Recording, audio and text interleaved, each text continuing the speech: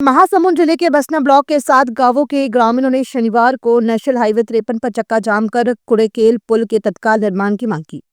ग्रामीणों का कहना है कि वर्ष 2005 में बना कुड़ेकेल पुल घटिया निर्माण की वजह से जर्जर हो चुका है। वर्ष 2021 से बंद है। पुल बंद होने के कारण उन्हें किसी भी जरूरत के लिए 10 से 15 किलोमीटर लंबा चक्कर लगाकर शहर जाना पड़ता है, जिससे रोजमर्रा की परेशानी बढ़ गई है। और इसी आक्रोश के चलते हजारों ग्रामीण, स्कूली बच्चे, महिलाएं और बुजुर्ग सड़क पर उतर आए। ग्रामीणों ने चेतावनी दी है कि जब तक प्रशासन ठोस आश्वासन नहीं देता तब तक चक्का जाम जारी रहेगा। चक्का जाम में ग्राम कुड़ेकेल, परसकोल, बिचिया, पोटापारा, मूड़पहाड़, जमड़ी और अरेकेल के लोग बड़ी संख्या में शामिल हुए।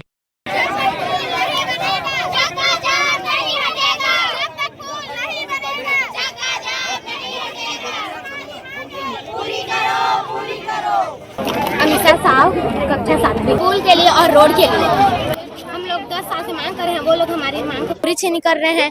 जब संपत भैया वादा किए हैं तो उसको निभाना तो भी बनता है ना। वो लोग क्यों नहीं निभा रहे हैं। अभी हम लोग चाहते हैं कि हमारे लिए पुल और रोड बनाए, तभी हम लोग उठेंगे, नहीं तो नहीं उठेंगे। नहीं तो हम लोग स्कूल भी नहीं जाएंगे जब तक हमारा पुल और रोड नहीं बनेगा तब तक। उसके द्वारा निविदाकार के समस्त विभागीय मापदंडों पर अहर्त पाया जाकर निविदा की शर्तों को पूरा करते हैं। इसके लिए 10 दिन के भीतर खोलकर अग्रिम कार्यवाही की जाएगी का आश्वासन विभाग के द्वारा दिया गया है। इसके अलावा ये भी आश्वासन दिया गया है कि अगर कोई ठेकेदार जो निविदा प्राप्त करता है और वो नियत समय में कार्यवधि में अपना कार्य अगर शुरू नहीं करता या उसके क्वालिटी में कोई फर्क रहता है तो उसे ब्लैक लिस्ट किया जाएगा। प्रधान है मैं जिला पंचायत सदस्य हूँ, क्षेत्र क्रमांक 12 बसना ब्लॉक। अरेकेल कुड़ेकेल मार्ग जो सेतु है वो लगभग 5-7 साल से धसक गया है। लोगों को आने जाने में बहुत असुविधा हो रहा है। अरेकेल, कुड़ेकेल, जमड़ी, पोटापारा, मुड़पहाड़, बिछिया, इन ग्रामों के लोगों को मार्केटिंग करने में, स्कूल आने जाने में, हॉस्पिटल आने जाने में बसना बहुत सारे दिक्कतों का सामना करना पड़ रहा है। इनकी मांगे जायज है, 100% जायज है। शासन प्रशासन को इनके मांगों को तुरंत निराकरण करना चाहिए। हम पुलिया और रोड के मांग पर बैठे हैं। 10 साल हो गए मांग करा था ना। 10 साल के बाद में 2-3 जन एक्सीडेंट होके नाला में बहा के खत्म हो गई, लेकिन आज तक प्रशासन सुनिस नहीं है हमारे मन के बात ला। हमारा पुलिया और रोड चाहिए। राजधानी रायपुर में जल्द होने वाले डीजी-आईजी कॉन्फ्रेंस को देखते हुए पुलिस विभाग की अहम क्राइम समीक्षा बैठक कंट्रोल रूम स्थित C4 सभागार में जारी है। आईजी, एसएसपी स्तर के अधिकारी शहर में बढ़ते अपराधों, खासकर हाल में बड़ी चाकूबाजी की घटनाओं पर रणनीति बना रहे हैं। हॉटस्पॉट इलाकों की पहचान और लंबित प्रकरणों के निपटारे पर विशेष जोर दिया जा रहा है। इधर 28 से 30 नवंबर को नवा रायपुर के IIM परिसर में होने वाली 60वीं Akhil Bharatiya DGP IGP conference के लिए सुरक्षा तैयारियों की भी अलग से समीक्षा हो रही है। प्रधानमंत्री, केंद्रीय गृह मंत्री सहित देश भर से करीब 70 शीर्ष अधिकारी सम्मेलन में शामिल होंगे। बैठक में फ्लैग मार्च और नाइट पेट्रोलिंग बढ़ाने, असामाजिक तत्वों पर कड़ी कार्रवाई और संदिग्ध गतिविधियों पर नजर रखने के निर्देश दिए गए हैं। पुलिस का मानना है कि मजबूत मॉनिटरिंग से अपराध नियंत्रण और आगामी राष्ट्रीय कार्यक्रमों की सुरक्षा सुनिश्चित होगी।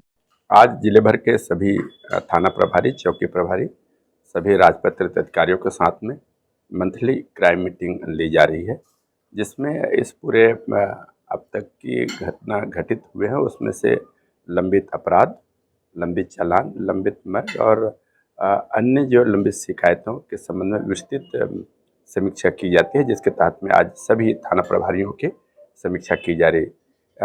लंबित अपराध के अतिरिक्त लोगों के हमलों के द्वारा आज एक ये अलग से रणनीति तैयार की गई, जिसमें विशेष तौर पर से नशा के विरुद्ध जो कार्रवाइयाँ हैं उसकी एक पृथक से समीक्षा की गई।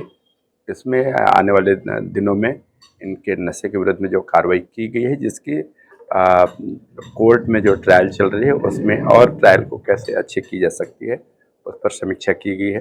साथ ही साथ स्लम इलाके में जिन जगहों पर नशाखोरी की ज़्यादा शिकायतें हैं उन जगहों को हम लोगों के द्वारा चिन्हांकित किया गया है और कम्युनिटी पुलिसिंग के तहत में उन जगहों पर अलग अलग एक्टिविटी बढ़ाई जाएगी, ताकि वहाँ जो खास करके जो बच्चे जो नशे के गिरफ्त में आ रहे हैं उनको हम लोग नशे की गिरफ्त से कैसे अलग किया जा सके।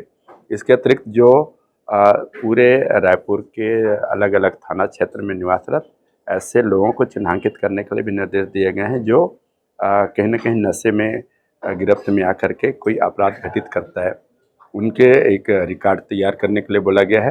राज्य सरकार के आदेशानुसार या उनके समन्वय से हम लोग जल्दी ही ऐसे लोगों को समाज कल्याण विभाग के साथ में मिलकर के नशा मुक्ति का एक अभियान चलाएंगे, जिसमें ऐसे लोग जो नशे के करके अपराध घटित करते हैं उनको नशे से मुक्त करके सामान्य जीवन यापन उसका हो, इसके लिए हम लोग प्रयास करेंगे, जिसकी आज काफ़ी डिटेल चर्चा हुई और एक्सरसाइज की गई।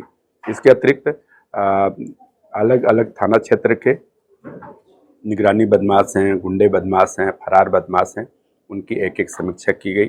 आने वाले दिनों में इनके विरुद्ध में कार्रवाइयाँ तेज़ की जाएगी। तो खास करके जो फरार बदमाश हैं उन लोगों के धरपकड़ की कार्रवाई तेज़ की जाएगी। कुछ लंबित हम लोगों के जिला बदर और NSA की कार्रवाई है, उनको कैसे स्पीड अप किया जा सके, उनके विरुद्ध में कैसे त्वरित कार्रवाई की जा सके, उसके विरुद्ध में विस्तृत रूपरेखा तैयार की गई। आने वाले दिनों में उसको और बेहतर किया जाएगा। जगदलपुर सिटी ग्राउंड में आयोजित जनजातीय गौरव दिवस कार्यक्रम में मुख्यमंत्री विष्णुदेव साय का जनजातीय समाजों ने पारंपरिक सिहाड़ी माला, साफा और विशाल गजमाला पहनाकर आतिथ्यपूर्ण स्वागत किया। मुख्यमंत्री ने बाद दंतेश्वरी भगवान बिरसा मुंडा जनजातीय देवी देवताओं की पूजा कर कार्यक्रम की शुरुआत की। अपने संबोधन में मुख्यमंत्री साय ने कहा कि राज्य सरकार जनजातीय समुदाय के समग्र विकास के लिए प्रतिबद्ध है और उन्होंने छत्तीसगढ़ और झारखंड के गठन और जनजातीय कार्य मंत्रालय की स्थापना को जनजातीय उत्थान के लिए ऐतिहासिक कदम बताया।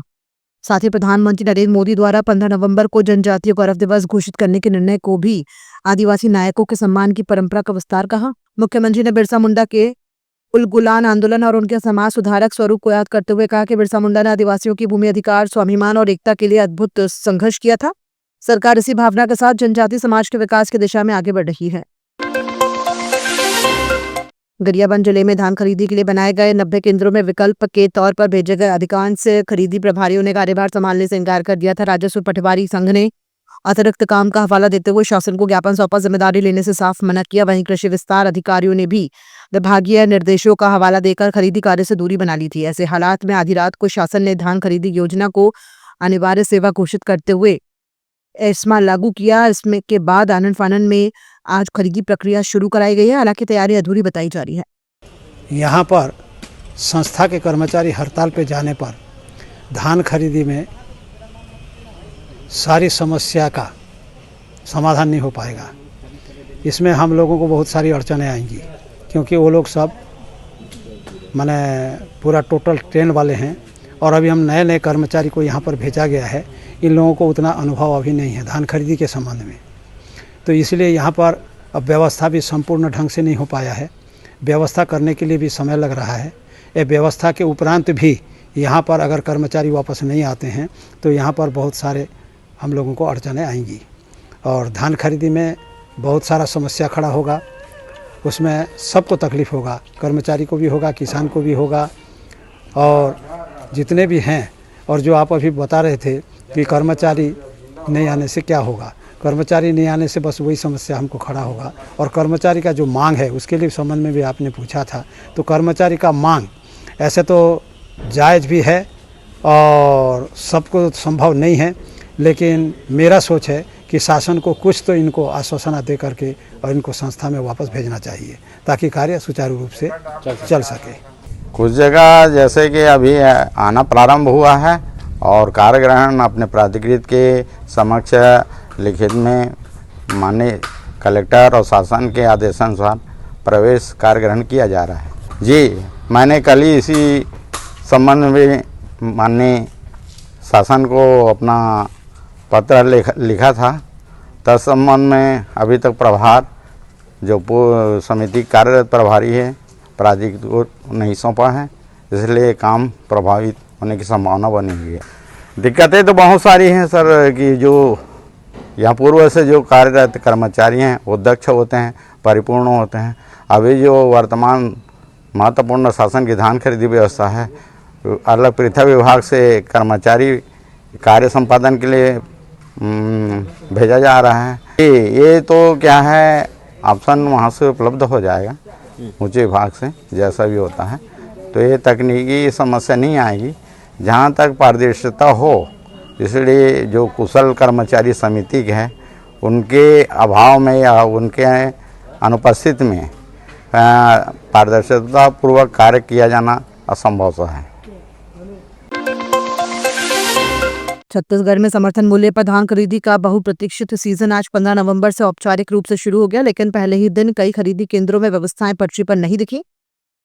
पीएसीएस पर कर्मचारियों की हड़ताल के कारण कई केंद्रों पर मशीनें बंद रहीं, किसान लाइन में खड़े रहे मगर खरीदी शुरू नहीं हो सकी। इसी स्थिति पर प्रदेश कांग्रेस कमेटी के अध्यक्ष दीपक बैज ने सरकार पर निशाना साधा। उन्होंने कहा कि सरकार की चुप्पी और लापरवाही का सीधा असर किसानों पर पड़ रहा है। उन्होंने आरोप लगाया कि धान खरीदी केंद्रों में सन्नाटा है, कर्मचारी हड़ताल पर हैं और किसान अपना धान बेच नहीं पा रहे हैं। सरकार को तुरंत कर्मचारियों से संवाद करना चाहिए। कांग्रेस हड़ताल पर बैठे कर्मचारियों के साथ है और धान खरीदी की स्थिति पर पूरी निगरानी कर रही है। बिल्कुल, आज धान खरीदी करने का तिथि आज 15 नवंबर घोषित किया गया है, लेकिन आज पूरे प्रदेश में धान खरीदी केंद्रों में सन्नाटा पसरा हुआ है। वो इसलिए क्योंकि पिछले 10 से 15 दिनों से धान खरीदी केंद्र के कर्मचारी हड़ताल पर है। सरकार बड़ा दावा किए थे कि मोदी गारंटी के नाम से झूठ बोलकर सत्ता हासिल की, उन्हीं की मांगों को लेकर हड़ताल धरना प्रदर्शन कर रहे हैं, लेकिन सरकार उनकी मांगों को सुनने और पूरा करने के बजाय उन्हें एस्मा लगाकर उनके ऊपर कार्रवाई की जा रही है, तानाशाही पूर्ण कार्रवाई की जा रही है। इसका कांग्रेस पार्टी विरोध करती है और बल्कि सरकार को उनसे तत्काल बात करना चाहिए, उनकी मांगों की समस्याओं को समाधान करना चाहिए और बीच का रास्ता निकालकर हड़ताल समाप्त करना चाहिए ताकि किसानों का धान समय पे खरीदा जा सके। लेकिन सरकार की नीयत साफ नहीं है, इसलिए कि वो किसानों का धान नहीं खरीदना चाहती, इसलिए किसानों से बात नहीं कर रही है और उसी का नतीजा है कि इसका समस्या का समाधान नहीं हो पा रहा है और तानाशाही पूर्वक उनके ऊपर बर्खास्तगी की कार्रवाई की जा रही है। इसका कांग्रेस पार्टी पुरजोर विरोध करती है। छत्तीसगढ़ में आज से शुरू हो चुकी धान खरीदी को लेकर डिप्टी सीएम विजय शर्मा ने कहा कि इस बार 1 लाख अतिरिक्त किसानों ने पंजीयन कराया है। रकबा भी बड़ा है। सरकार सभी किसानों का धान खरीदेगी। एग्री स्टेक के माध्यम से पंजीयन प्रक्रिया जारी है। उन्होंने कहा कि जहां धान नहीं होगा वहां पर पंजीयन रोका जाएगा। भाजपा की सरकार, माननीय विष्णुदेव जी की सरकार आने के बाद तीसरी बार आज धान खरीदी प्रारंभ हो रही है। किसानों का पूरा धान खरीदा जाएगा। लगभग 1 लाख अधिक किसानों का पंजीयन इस बार हुआ है पिछली बार से और रकबे में भी बढ़ोतरी हुई है। तो कुल मिलाकर के और इस बार एग्रीटेक के माध्यम से पंजीयन भी किया गया है। तो कहीं कोई ऐसी ये कोशिश करते थे कि जहां धान नहीं है वहां पर भी पंजीयन, तो वो भी रुक जाएगा। इस बार स्पष्ट तौर पर सारे किसानों का धान बिल्कुल शुचिता के साथ पहुंचेगा। पूरा पैसा किसानों के खाते में पहुंच जाएगा। वीरेंद्र तोमर की गिरफ्तारी और करनी सेना के प्रदर्शन की चेतावनी मामले पर डिप्टी सीएम शर्मा ने कहा कि कोई भी सामाजिक संस्था अच्छे काम के लिए होती है, अपराधियों के समर्थन के लिए नहीं। अपराधी तो अपराधी होता है, फिर चाहे वो किसी भी संस्था से जुड़ा हो। यदि अपराधी संस्था से जुड़े हैं, उस संस्था पर सवाल उठना स्वाभाविक है। उन्होंने कहा कि छत्तीसगढ़ में गड़बड़ करने वालों को नहीं छोड़ा जाएगा, उनके खिलाफ सख्ती से कार्रवाई की जाएगी। देखिए, मैं आपसे सिर्फ इतना कहना चाहता हूँ कि कोई भी सामाजिक संस्था अच्छे काम के लिए होती है, अपराधी के पीछे खड़े होने के लिए नहीं होती। अपराधी अपराधी है भाई, और हर एक अपराधी किसी न किसी समाज का है। हर अपराधी के पीछे कोई समाज आकर खड़ा हो जाएगा तो फिर क्या काम होगा, समाज कैसे चलेगा।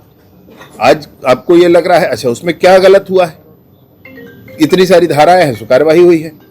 और एक बात और स्पष्ट कहना चाहता, चाहे कोनो हो भैया, छत्तीसगढ़ में अतका कन गड़बड़ करैया ला नहीं छोड़े जा है, कठोरता के साथ कानूनी कार्रवाई करे जाए।